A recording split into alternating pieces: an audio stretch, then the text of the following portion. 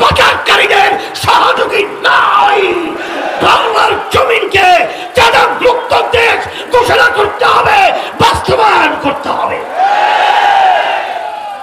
এখন এই সুযোগে যদি আমরা সদ্ব্যবহার করতে না পারি, তাইলে আমাদের গ্রাম্য একটা প্রবাদ বাক্য রয়েছে যে লাউ সেই কদু। এখন সেই লাউ কদু কি আবার দেখতে চান? আল্লাহ রাব্বুল আলামিন বলেছেন, যে জাতি নিজেদের ভাগ্যের পরিবর্তন তারা না ঘটায় আমি ঘটাই না।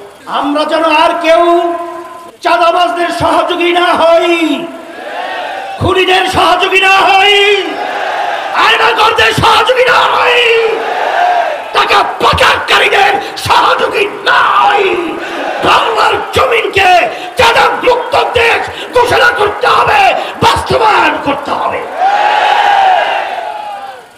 আর আমরা সেই মায়ের কলিজা ফাটা চিৎকার শুনতে চাই না। ভাত পাক করে খেয়ে যেতে পারে নাই, আমিও তাদেরকে স্মরণ করে দিতে চাই। হে চাঁদাবাজরা, হে খুনিরা, হে স্বার্থান্বেষী মহা, বাংলাদেশের মানুষ, ইসলাম প্রেমিক মানুষ এবং দেশ প্রেমিক মানুষ আজকে রাস্তায় সর্বত্র ঐক্যবদ্ধ হয়েছে। এদের তোরে, এদের আওয়াজে আজকে আল্লাহর রহমতে আপনাদের দোয়ায় এই চাঁদাবাজ, খুনি, টাকা পাচারকারীদেরকে বঙ্গোপসাগরে নিক্ষেপ করতে হবে। আর সকলকে দেশ গড়ার, ইসলামের কল্যাণ, মানবতার কল্যাণের জন্য আমি সকল প্রতি আহ্বান জানাচ্ছি। ইসলামী আন্দোলন বাংলাদেশ প্রতিষ্ঠিত 1987 সালে অদ্যাবধি পর্যন্ত একটা এমপিও কিন্তু আমাদের সংসদে যায় নাই। কারণ আমরা কখনো খুনিদের, চাঁদাবাজদের, টাকা পাচারকারীদের ক্ষমতায় যাওয়ার সিঁড়ি হিসাবে আল্লাহর রহমতে ব্যবহৃত হই না। সেই লক্ষ্যে খুলনার মাটি ইসলামের ঘাঁটি, আব্বাজান থেকে শুরু করে রহমতুল্লাহ আলাইহি, আমি খুলনার মাটি যতটুকু দেখেছি ইসলামের পক্ষের ঘাঁটি। আর ইসলামের পক্ষের ঘাঁটিতে ইসলামের গাছকে মজবুত করতে হবে এবং সন্ত্রাসীদেরকে, চাঁদাবাজদেরকে, খুনিদেরকে এই মাটি থেকে উৎখাত করতে হবে। মহান আল্লাহ তাআলা কোরআন মাজিদে সুবিচারের খবর দিয়ে বলেছেন সূরা হাদীদের মধ্যে, লাকাদ আরসালনা রুসুলানা বিল বাইয়িনাতি ওয়া আনজালনা মাআহুমুল কিতাবা ওয়াল মিজান লিয়াকুমা আন-নাসু বিল কিসত ওয়া আনজালনা আল হাদীদ ফীহি বাসুন শাদীদ ওয়া মানাফিউ লিন-নাস।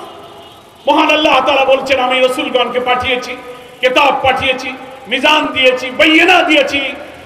কি কারণে? কারণ হলো লিয়াকুমা আন-নাসু বিল কিসত।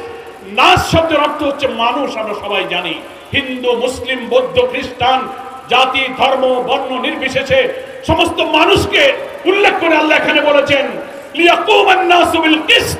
কিসত মানে হচ্ছে সুবিচার, ইনসাফ, জাস্টিস, ন্যায় বিচার, যা আল্লাহর কোরআনের বিধানের ভিত্তিতে কায়েম হতে পারে। আল্লাহ পাক বলছেন, আল্লাহর নাজিল করা এই সুবিচারের উপরে মানব সভ্যতা যেন সুপ্রতিষ্ঠিত হতে পারে, কায়েম থাকতে পারে, সেজন্য এই যুগে যুগে আল্লাহর নবী কিতাব, মিজান এবং বাইয়িনা দিয়ে এই জাতিকে তিনি সম্মানিত করেছেন। আলহামদুলিল্লাহ।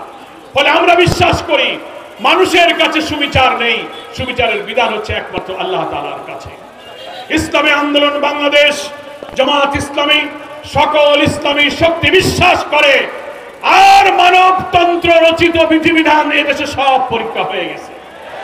54 বছরের স্বাধীনতায় সব দলের শাসন আমরা দেখেছি, মানবরচিত বিধান আমরা দেখেছি। একটাই শুধু পরীক্ষা হতে বাকি, কোরআনের আইন। আর সব নেক মানুষের নেতৃত্ব হলে রাষ্ট্রটা কেমন হবে, জাতির শুধু সেটাই দেখতে বাকি আছে। সেই কারণে দেশ বরেণ্য উলামায়ে কেরাম, পীর মাশায়েখ, ইসলামিক স্কলার, রাজনৈতিক শক্তি এখন একটি ঐক্য এবং সম্ভাবনার পরিবেশ তৈরি করেছে। আলহামদুলিল্লাহ।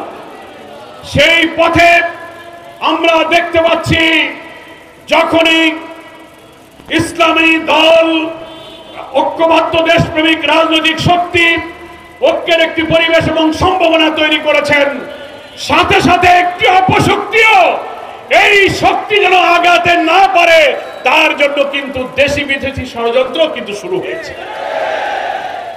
দুর্ভাগ্যজনক, চরমনায় পীর সাহেবের মতো একজন আল্লাহর ওলি নেক মানুষের বিরুদ্ধেও কোন কোন রাজনৈতিক দল গণমাধ্যমে যে কথা বলছেন আমরা তার ধিক্কার জানাই, নিন্দা জানাই। এটা তার বিরুদ্ধে বক্তব্য নয়, ইসলামী মূল্যবোধের প্রতীক যিনি, তার বিরুদ্ধে কথা বলার অর্থ হলো ইসলামী সমাজ, রাষ্ট্র, ঐতিহ্য এবং আদর্শের বিরুদ্ধে কথা বলা। আপনারা লক্ষ্য করেছেন আমাদের সংগ্রামী আমির, বাংলাদেশ জামাতে ইসলামীর আমির ডক্টর শফির রহমানের বিরুদ্ধেও এত কটূক্তি, কুরুচিপূর্ণ বক্তব্য সোশ্যাল মিডিয়াতে পোস্ট দিয়ে তাকেও কিন্তু অত্যন্ত খারাপ ভাবে বিকৃত করে উপস্থাপন করা হচ্ছে।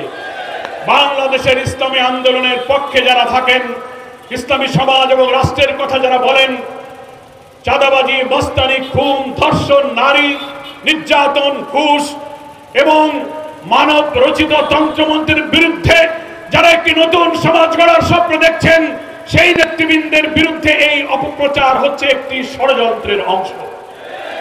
আমরা এর যেমন তীব্র নিন্দা জানাই, জাতীয় রাজনীতিতে যারা ভূমিকা রাখছেন সকল দল মত নির্বিশেষে আমরা বলবো দেশবাসীর কাছে আপনি আপনার আদর্শ তুলে ধরুন।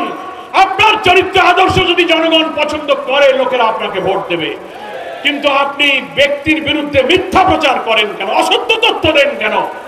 যারা জীবনে একটি মিথ্যা বলে নাই, চুরি করে নাই, হারাম খায় নাই, তাদের বিরুদ্ধে অশ্লীল কথা বলে আপনি আপনার নিজের চরিত্রকে আপনি ধ্বংস করেন।